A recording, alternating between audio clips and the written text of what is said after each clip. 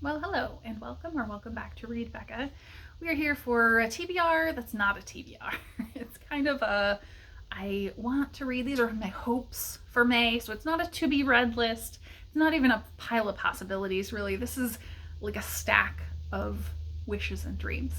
It's books I want to get to, but I probably won't. I still have about 2,000 pages of stuff that I'm currently reading to finish, and that's slow going. I have so many things on the go.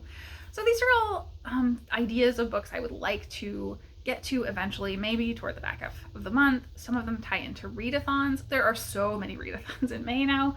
I feel like it used to be a fairly quiet month, and now there are just loads of readathons. So May the Force be with you. Sounds awesome. They have great prompts, but I don't think I'm going to participate. Montgomermay, I think, is a brand new readathon. I believe I haven't seen it before personally. And it sounds great, but I don't think I'm going to get to it. And I think the May of the Moderns is a returning readathon that is always great, and I'm not going to get to it either. So I do have a couple of readathons here that I am targeting to participate in spirit at least, and I'm not going to hit any of their prompts intentionally. I'm just going to fit with the spirit of the readathon for myself, and that's generally how I participate in readathons, unless I'm really going hard for it. So there are a number here. So the first one, though, is not related to a readathon. It's just a rollover from last month. That's The City in the Middle of the Night by Charlie Jane Anders.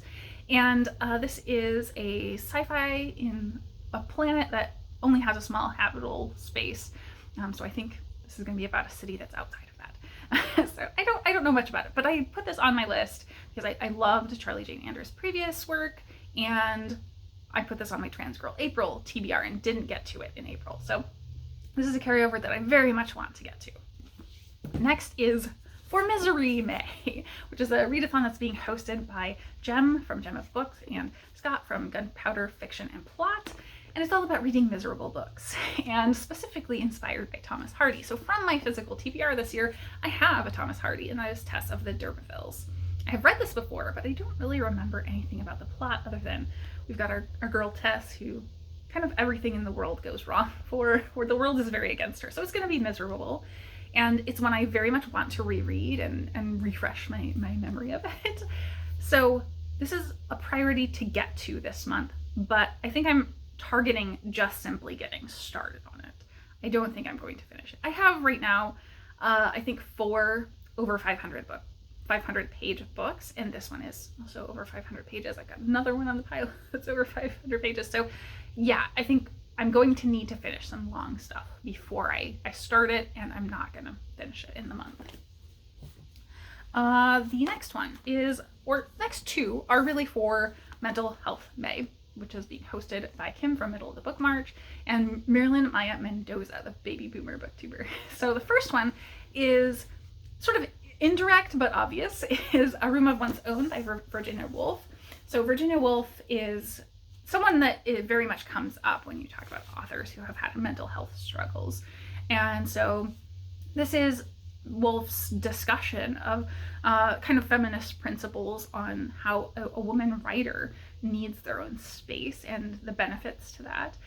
So I'm very interested to read this. I haven't read it before. It's quite short. I think this is just a long essay, more or less. So very intrigued to get to that. And I think that one is a very big possibility. It's quite short, so I might be able to actually fit that one in. And the second one is one that was on my TBR last year. I can't remember which readathon it was for, but I had it for a different readathon last year, and that is The Center Cannot Hold by Ellen R. Sachs.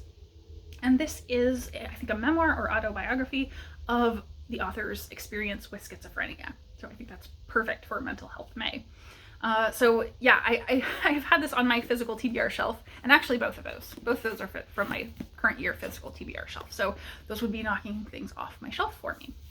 And the next one is another one from my physical TBR shelf that was on my maybe Midrash list last year.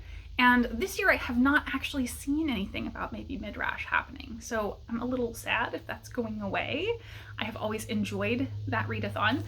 It is a readathon that targets Midrash, which is the sort of analysis of religious text for meaning. It's about studying and introspection into religious text. And for that readathon, it was guided to just sort of look into any religious topics you would like and pair a fiction and nonfiction. So I'm just going to do a nonfiction if I can get to it, and that is Letters to a Young Muslim. And this one is by Omar Saif Gobash.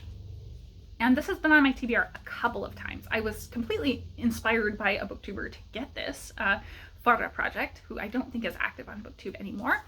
But it sounds very interesting. It is exactly what it sounds like. Letters to Muslims that are kind of coming up in the world and figuring out how to kind of align progressive Muslim ideals so that they can live within the modern world and what that means, and processing their own faith through that lens. So I think this sounds very interesting and like something I don't know anything about. So I think it's perfect for the idea of maybe Midrash. Next we have L.M. Montgomermay, which is being hosted by Tiffany from Beautiful Minutia and Dia from Novel Idea. And I'm going to go very literal with L.M. Montgomery's Anne of Green Gables. So I purchased the whole box set, this Virago box set with lovely, lovely artwork. I purchased it a couple of years ago, 2 or 3 years ago, for my birthday, and I wanted to get to the series ever since, but I'm one of those people who kind of overthinks, definitely. So every time I have thought about starting this after buying the box set, I was like, I want to get started on that, but then if I do, I want to read the whole series all in one go, kind of at least somewhat back to back, like maybe 1 book a month. And every time I think about that, it's a lot to plan, or it's a lot to fit in mentally. And so I'm just going to start this 1 book, I think, and try to get through it. So I think this one is a high priority for this month. I absolutely love Anne of Green Gables.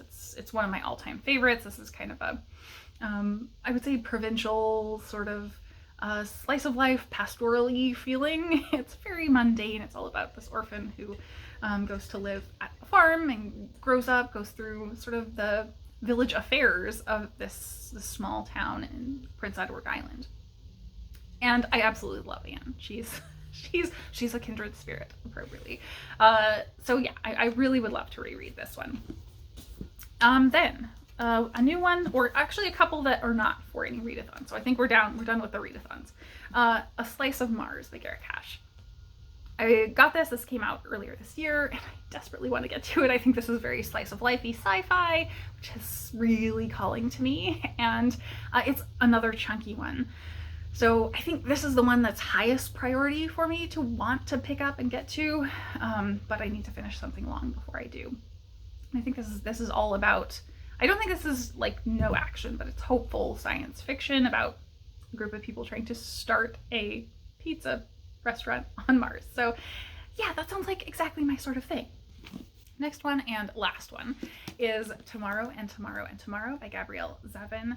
This has been all over the place, and it is a bestseller, so this one would fit for my bestsellers project. And this one, as far as I know, is all about a duo who are friends growing up, and then they start a video game company or become video game designers together. Don't know. Everyone has been raving about it though, so I want to check it out. And I needed to get something in for my bestseller, because I do also have one. I kind of skipped April. I got one on audio, but got stuck in a holds queue for Marriage Portrait. So those 2 are bestsellers I want to get to in the month. So I guess that brings me into the stuff I don't have physical copies of. So first would be Marriage Portrait, which I have an audio hold on. I'm finishing up, actually, or I'm in progress in my last advanced reader copy of Chain Gang All-Stars, which comes out this month by Nanakwame Adjei-Brenyah.